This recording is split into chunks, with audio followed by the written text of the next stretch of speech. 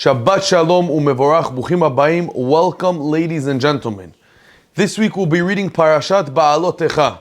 And there's many different topics in this week's parasha, including the inauguration of the Mishkan, starting with Aharon HaKohen lighting the menorah. But I want to speak something in the end of the parasha. We have the pasuk that a lot of you know that says, Moshe Anav mikol Adam al kol penei adama. That HaKadosh Baruch Hu said that Moshe Rabbeinu is the greatest Anav in the whole world, and no one will ever be as great in humbleness and humility as him. So the Rashab and many people ask a question. Who wrote the Torah? We know the Torah that we have. HaKadosh Baruch Hu told Moshe what to write word for word. And imagine Moshe, who HaKadosh Baruch Hu is telling us that he has the greatest midah of being humble and having humility. And the greatest one, there is no one more Anav than him. He's in the middle of writing this about himself. Moshe, myself, I'm the greatest Anav that ever existed in the world. So if he really has such great humility and Anava, then how in the world did he write this pasuk? And the pasuk before, HaKadosh Baruch Hu praises how high he is. Panim al panim, that he speaks to Hashem face to face like no one ever did in history. So how can Moshe, who's the greatest Anav in the world, write this pasuk? So the Rashab says something fascinating, that it's important, and it's especially extremely important for our generation now, Rabotai. He writes that Moshe Rabbeinu took the Sefer of Adam HaRishon. Adam HaRishon wrote a book of all the generations from his times till Mashiach. And in the book, it writes about a certain generation towards the days of Mashiach that you can't compare to the generation of Moshe Rabbeinu. And it says in the Sefer that this generation is not only uncomparable, one of the reasons is because they serve Hashem just for serving, without a real purpose.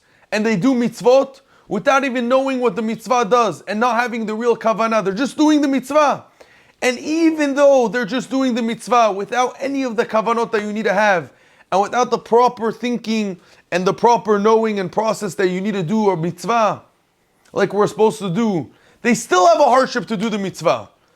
So they're serving God, but as a parrot, and they're just doing the mitzvah because it says to do the mitzvah. And even with all this, that's such a low level of doing the mitzvah, even to do that mitzvah, it's hard. But the same generation has so many tzarot, and has so many sufferings and different challenges in so many different ways, they're still doing the mitzvah.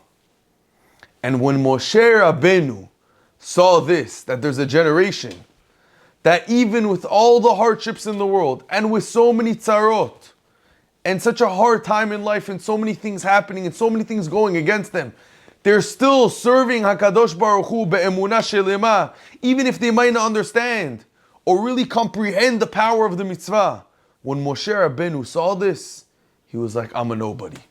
Compared to this generation, I'm a nobody. And that's why he was able to write that. Because he was humble himself. He said, compared to this generation, I'm a nobody. Rabotai, what is this the Rashab saying? What did Moshe Rabbeinu see in the Sefer? He saw our generation, Rabotai. He saw us in America and in Eretz Yisrael and in Europe. In the year that we're in, Tafshin Pehei. He saw what the world is going through, the tzarot. Many of us don't know exactly why we do a mitzvah. Whether you grew up religious or not, it's very hard to fully understand the power of a mitzvah, the power of a commandment from the Torah. Why am I putting on tefillin when I put on tefillin? Even if we make a bracha, we just skim through the bracha. I'm saying Shema Yisrael, I'm keeping Shabbat, I'm keeping kashrut. He saw that there's a generation that even without fully understanding the power and what's behind every single commandment and every mitzvah, and with hardships, we still do it. And even though it's so simple compared to the times of Moshe Rabbeinu, it's still hard for us to do it. And what are we doing here, Abotai? We're going to Minyan. We're keeping kashrut. We're keeping Shabbat. We're having families. We have so many tzarot, but we're not stopping. Am Yisrael Chai. We are not going anywhere. And that's what Moshe Rabbeinu said. That I'm humbled to this generation. He's talking about our generation, Rabotai. We are here in the times of Mashiach. And we have to understand that there's many tzarot. The world is a crazy place, and every week and every shiur, We just see how crazier it becomes, but it doesn't matter. We're still coming to Bet HaKnesset. We're still coming and keeping Shabbat. We're still keeping kashrut. We're still opening restaurants. We're still opening Batei Kanesiot. We're still opening kollalim. Because we know we have the Emuna Pshuta. We know that we have to learn Torah. We know that we have to put on tefillin. We know that we have to keep kashrut because this is the only way that we're going to survive. We have to realize how special our nation is. Some people on one hand could be and saying that this is the worst nation, chas v'shalom, because there's so many sins going around, and there's so many not religious Jews, and the world wants to kill us, and there's so much anti-Semitism. But it doesn't matter. Look at the good. Look how much Torah there is. Maybe you're right. Maybe majority of Jews are not religious. But there was never a time period that we had this much Torah. That there was a Bet Knesset on every corner. Every home has Sefarim. Every phone, every device, you could learn Torah. You could learn it on Zoom. You could learn it on an app. You could go to a shiur. It's so easy to connect HaKadosh Baruch Hu. So yes, even though we might not understand, the Yetzer Hara tries to tell you, what do you mean? Why are you putting on tefillin? Why are you keeping kosher? That's what they did in the old days. That's what your grandfather did. Today it's modern times. We already have AI. We have different things. You could try different things. We cannot listen to the Yetzer Hara, Rabotai.